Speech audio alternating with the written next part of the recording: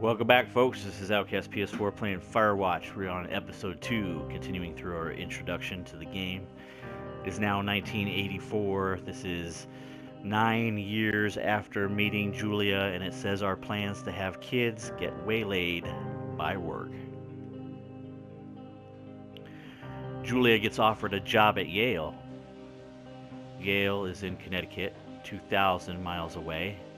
It's a great job. Associate department chair. She wants to move. You absolutely do not. Do we convince her not to take the job, or agree if she commutes back and forth? Well, I'm not going to convince her not to take the job, because if she really wants it, again, I want to take care of my woman, and as much as I think it's stupid that I'm going to force her to commute back and forth, it's the only option that I have that allows her to take the job. So we're going with agree if she commutes back and forth. You ask her if she'll commute back and forth. You don't want to move to Connecticut. She says that'll be hard, but she'll do it if you won't move. You tell her not to pass it up if it's what she wants. She agrees. She flies back to Boulder 3 times each semester. It's now 1985. This is 10 years after meeting Julia, and Julia is sent home from Yale on paid leave after having, quote-unquote, an episode. She lost it on a colleague for borrowing books that were important to her research.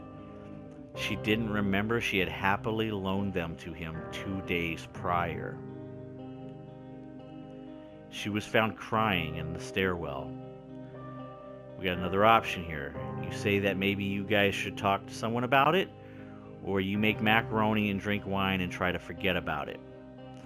I don't think this is something we're just going to pass up with some food and drink. I think we should talk to someone about it, so we're going to go with the first option. After seeing multiple doctors and having many tests, they are worried that Julia might be suffering from early onset dementia. She is 41. You both decide to keep it a secret for now.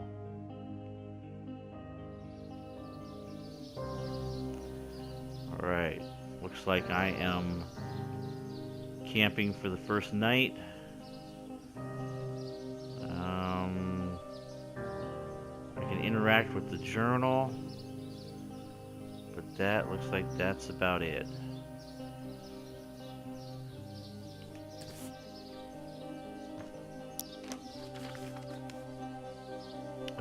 That's what I look like, I guess.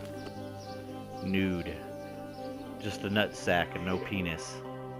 It says Bucket is getting older. Julia comments that it's kind of nice because he gets in less trouble around the house.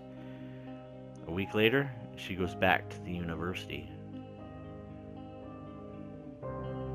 It's 1987. 12 years.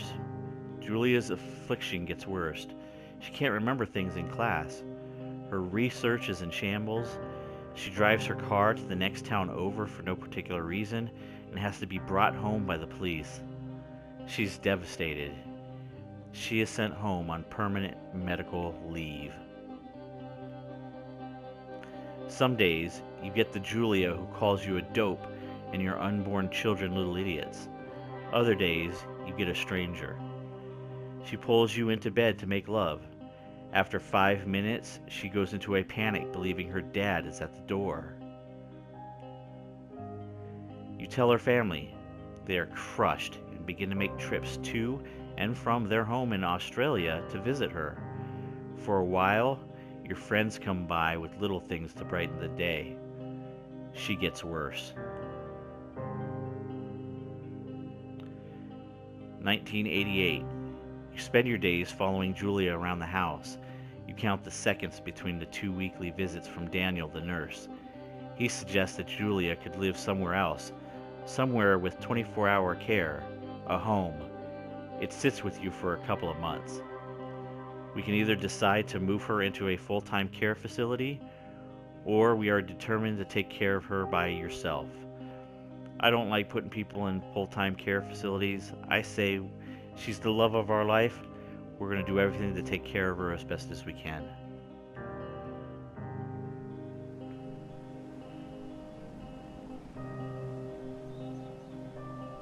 Looks like we're on the trail again.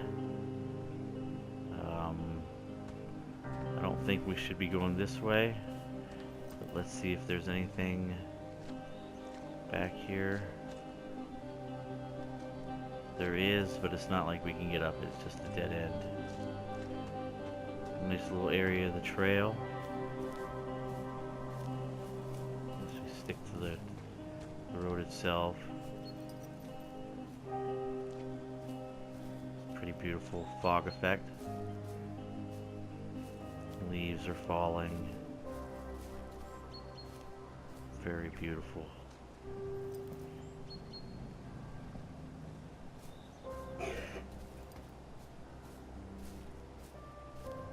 Oh, look, an animal.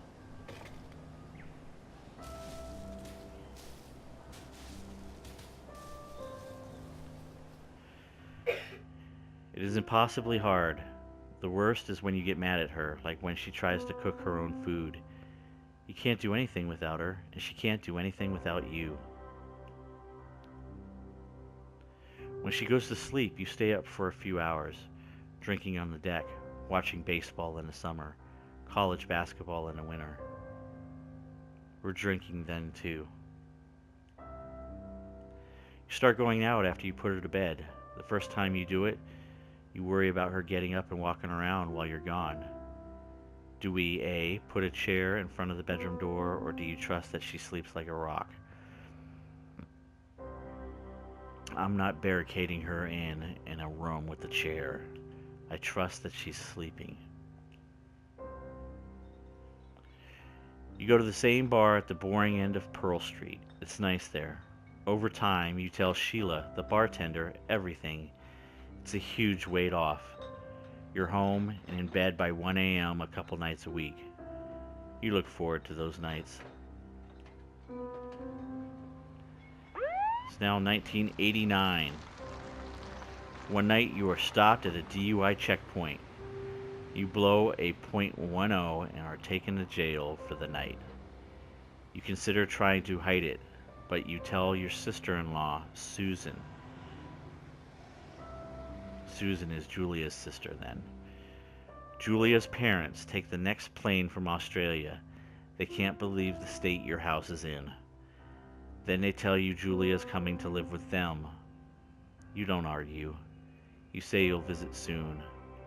A few weeks go by. Summer is coming and you see an ad in the paper for a job. You take it.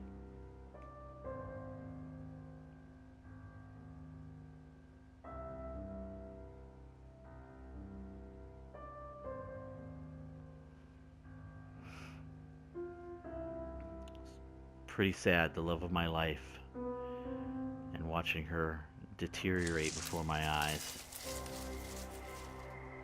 Alright, tells us we need to enter the lookout tower. Maybe we should, it's getting dark, or it is dark. Second day off the trail. Maybe we'll just take a quick look around the tower from out here. What are these, like, flower pieces? Yeah.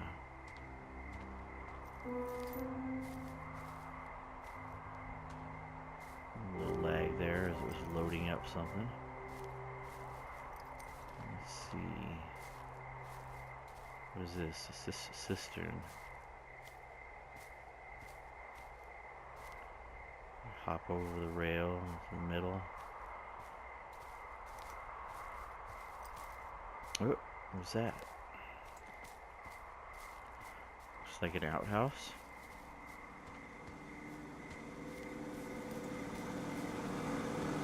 Generator.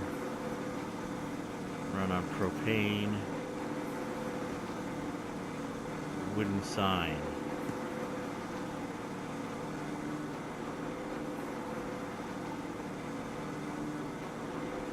Doesn't look like it's anything I need to.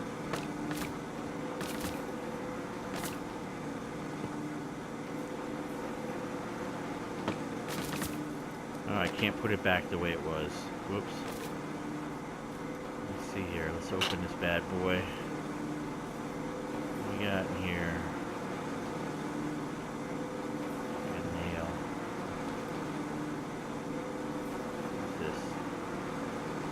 baseball.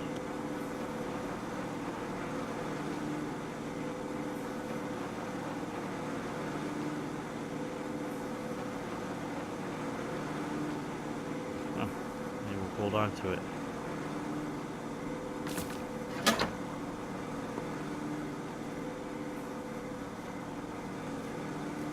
Anything else up here on the trail?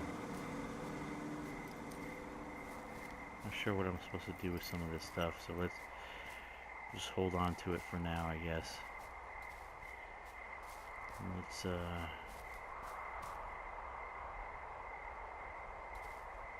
clicked on something and I don't know what the heck it looked.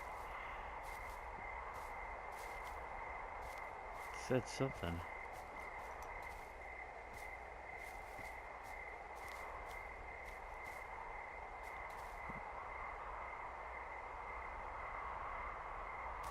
Thoroughfare lookout. Oh, there's a... See it up there? There's another watchtower over there. Maybe we can get a better view of it from up here. Let's check this out.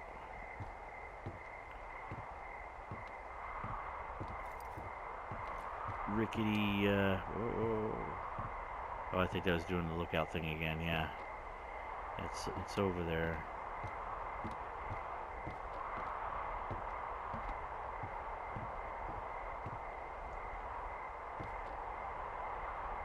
Some more propane.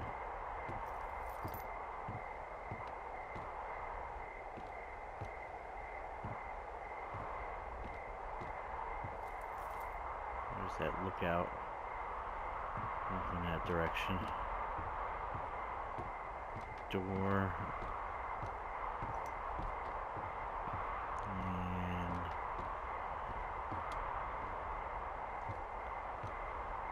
the propane is there.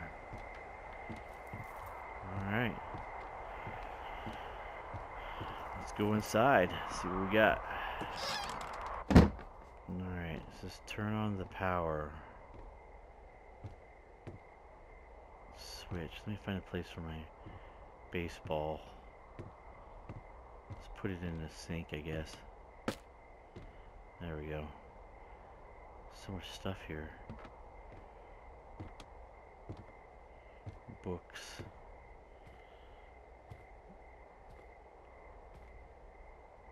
Map table. Radio. Pine cone. What's this? Generator switch. Hello, Two Forks Tower. Guess it's coming from here.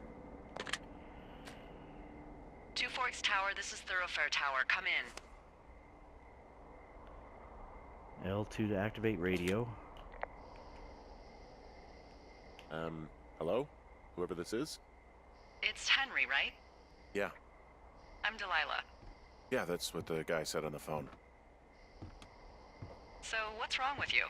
Excuse me? People take this job to get away from something. So, what's wrong? What's wrong with you? That's a great idea. Go ahead. Look, I just hiked for 2 days, so I don't really follow whatever it is you're doing right now. You take a stab at what's wrong with me. Fine, then can I... sleep? Forever? Sure, buddy. Okay, now go ahead.